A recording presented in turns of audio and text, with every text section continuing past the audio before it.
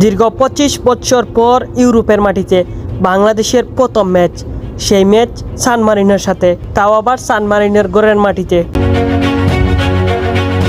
বাংলাদেশ দল যখন দেশ ছেড়েছিল তখন তাদের মনে এক বুক ভরা আশা ছিল সান মারিনোর ঘরের মাটিতে সান মারিনোকে হারিয়ে আসা। হয়েছেও তাই, বাংলাদেশ 2-1 গোলে সেই ম্যাচটি জয়লাভ করেছে।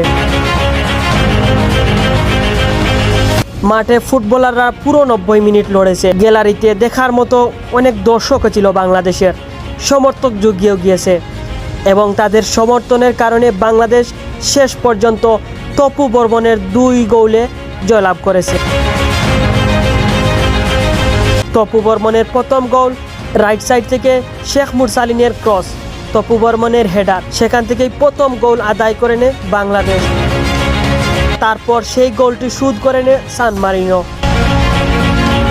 বাংলাদেশের দ্বিতীয় গোল, ম্যাচের বয়স তখন 83 মিনিট। তপু বর্মন ডিবক্সের ভিতরে, সেখানে পড়েও গিয়েছিলেন।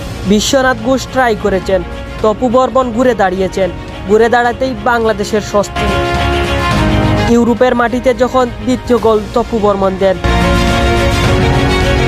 তার কিছু সময় পর ম্যাচের শেষ হুইসেল, তখনই সিদ্ধান্ত চলে আসে বাংলাদেশ 2 সান মারিনো 1।